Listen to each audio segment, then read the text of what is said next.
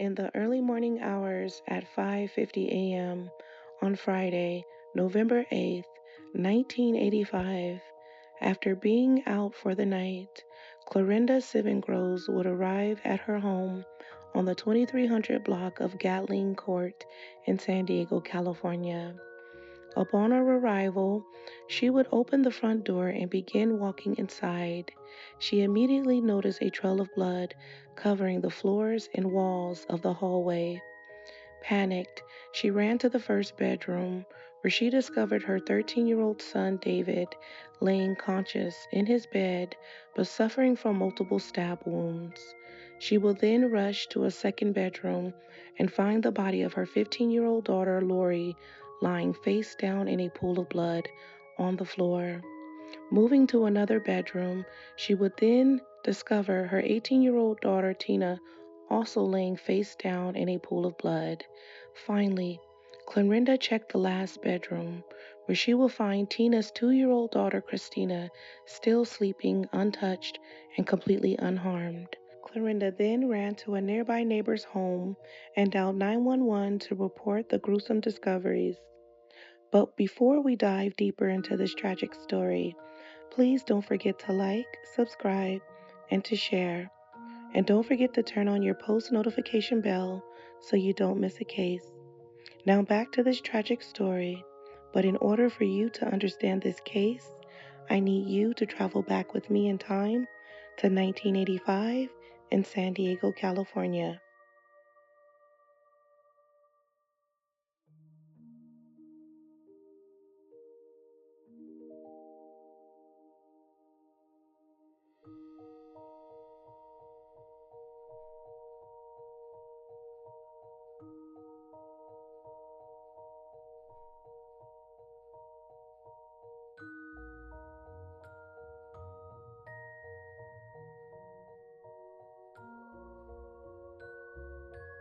Clorinda Pearl Morton was born in Missouri in 1944.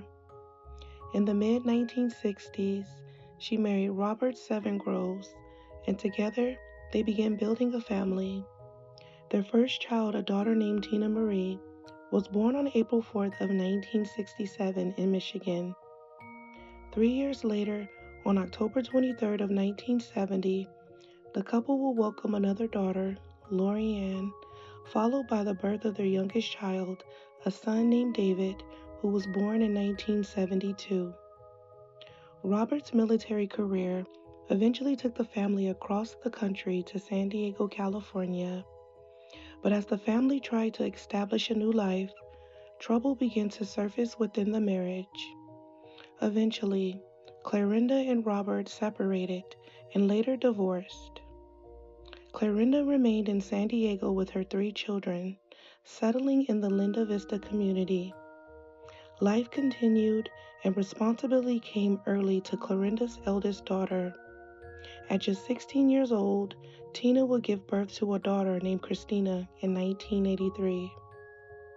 2 years passed, and in the summer of 1985, a female friend of Tina and Lori had temporarily stayed with the family.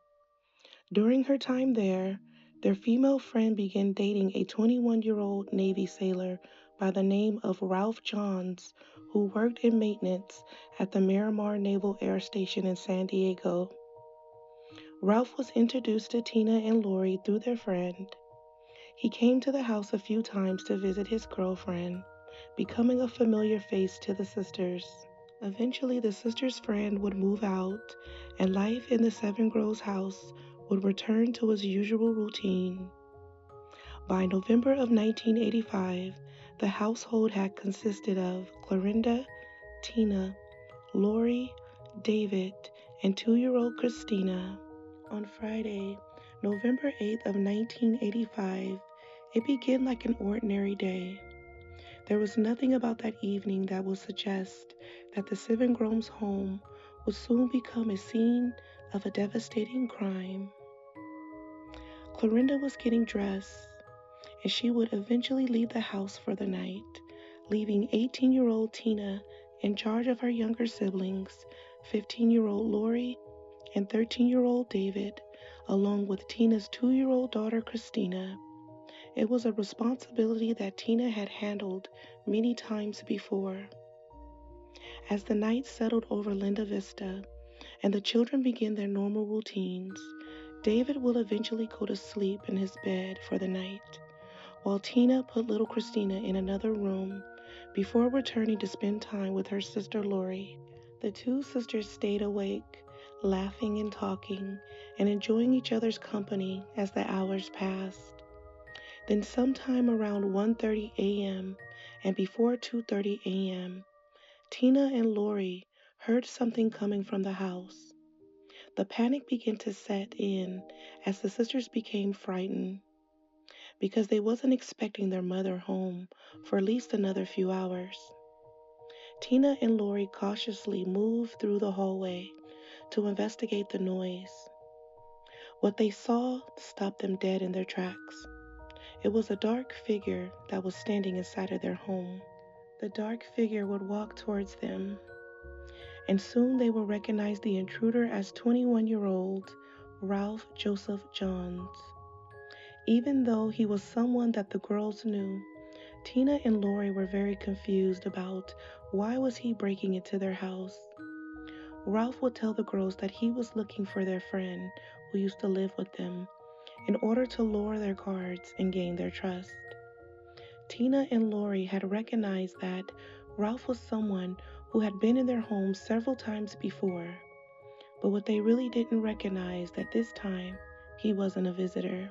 After Ralph claimed he had entered the house looking for his former girlfriend, the explanation intentionally appeared to give the sisters a reason to believe that he had simply came searching for her.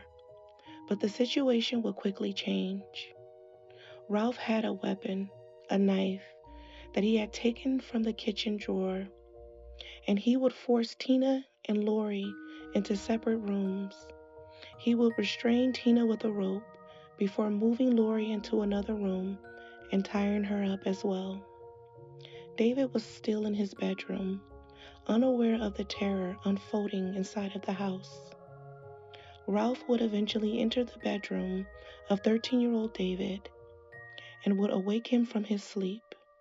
He would then bound David and tie him up and left him on the bed, while he walked back to the bedrooms where Lori and Tina were. Tina and Lori were subjected to violence and sexual assault for 3 hours before Ralph violently stabbed both Tina and Lori with a kitchen knife. Both sisters would die from their injuries from the fatal stab wounds from the chest to their backs.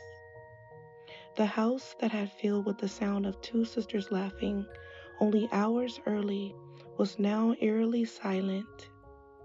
As Tina and Lori lay lifeless in separate bedrooms, Ralph wasn't finished with his violent ordeal. He would return to the kitchen and armed himself with a second knife before making his way towards 13-year-old David's bedroom.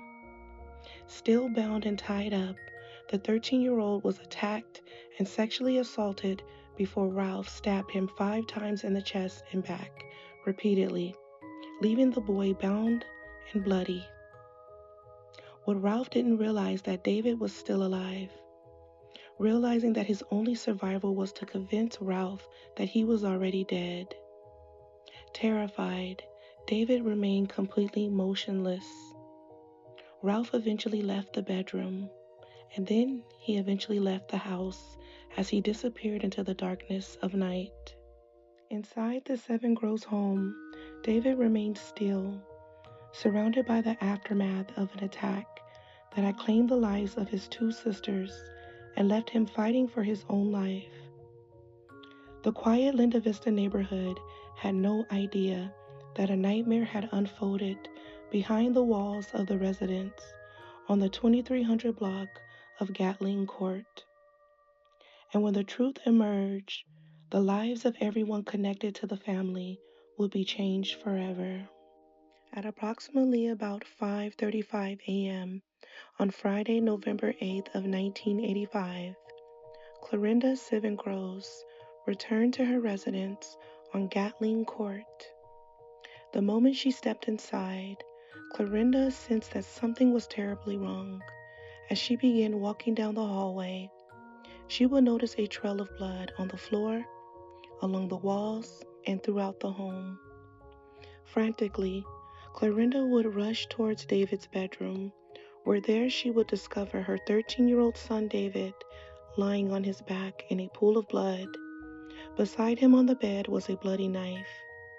Clorinda realized that David was still conscious. He began telling his mother what had just happened with the little strength he had.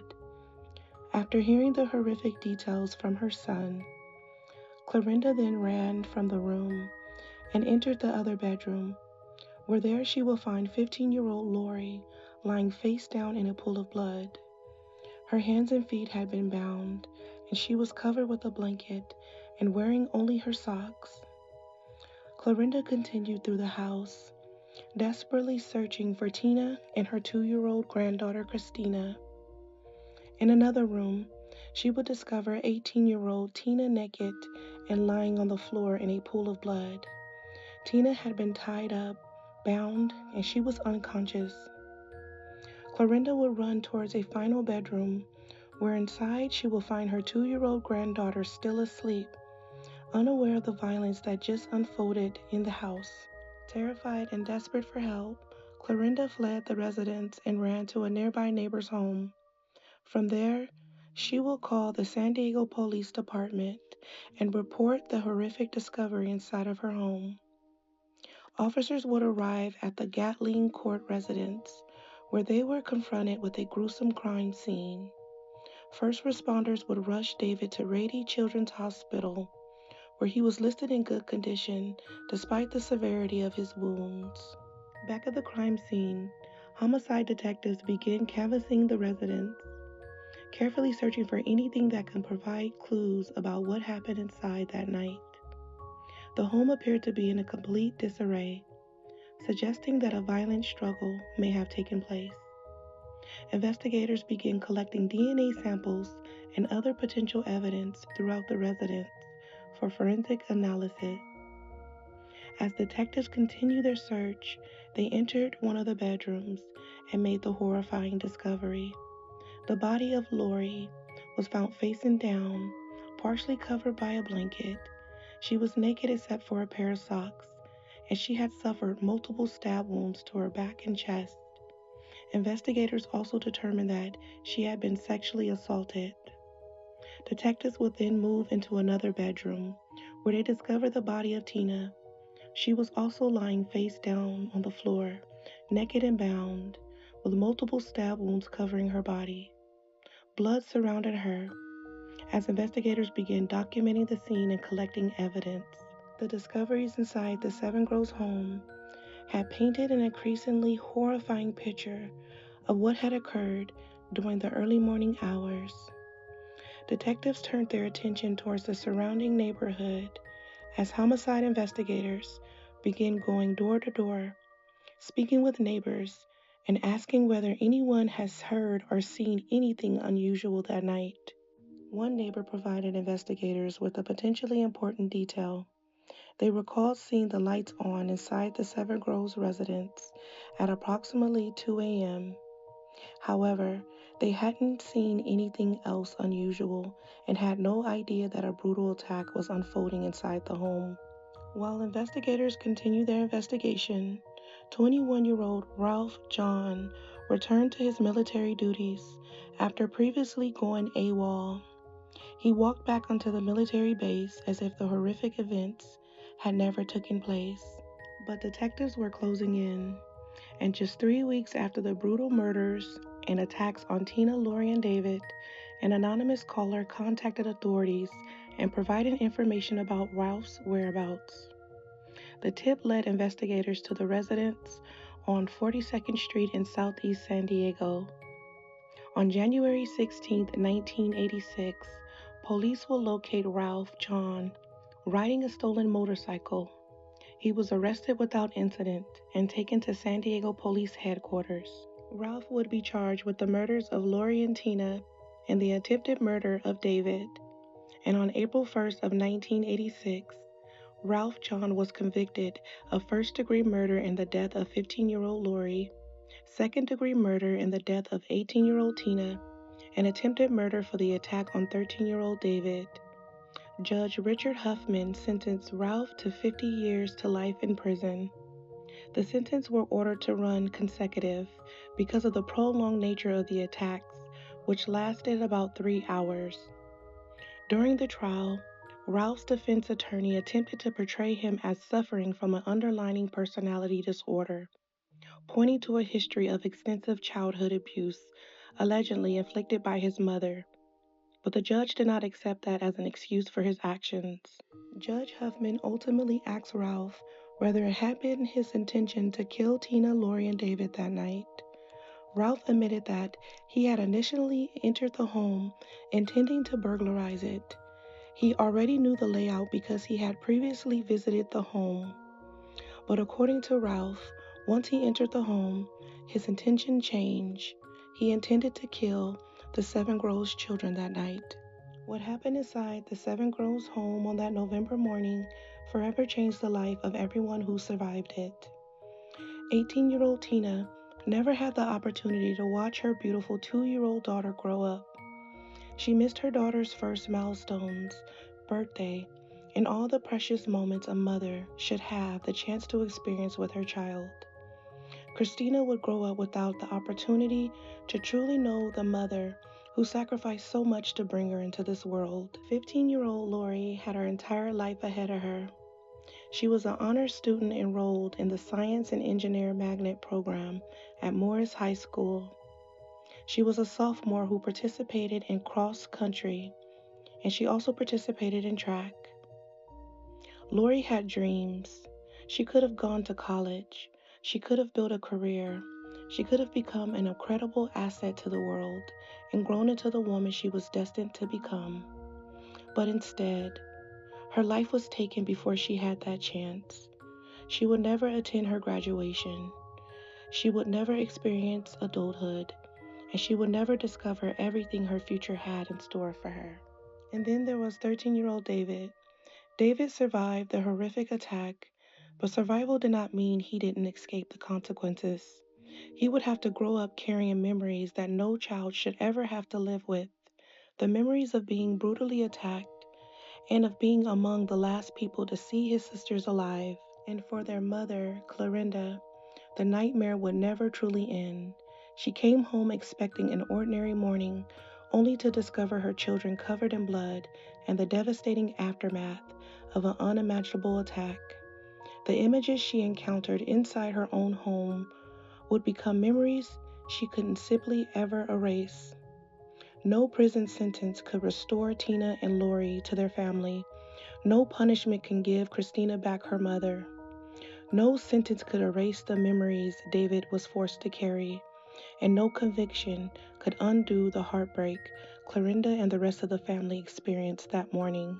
Ralph John was entrusted with the responsibility of serving his country, but instead, he made a series of calculated choices that destroyed an innocent family and permanently changed the lives of everyone connected to them. For the Cvengros family, November 8, 1985, was not simply the day they lost Tina and Lori. It was the day that their lives changed forever. And while Ralph John will spend the remaining of his life living with the consequences of his actions, the Cvengros family will spend theirs living with the absence that no sentence could ever fill. We are currently here at the Greenwood Memorial Park Cemetery in San Diego, California, visiting the final resting place of 18-year-old Tina and 15-year-old Lori Cvengros. Please continue to pray for the family of Tina and Lori Cvengros, and I'm happy to announce that they did receive the justice that they deserve. And rest in peace to Tina Marie Cvengros and Lori Ann Cvengros. May we continue to advocate for you, through you, and about you. Don't forget to like, subscribe, and to share for more of these cases and great content. Until next time, don't forget to love each other, pray for one another, and spread kindness to each other. Thanks for watching.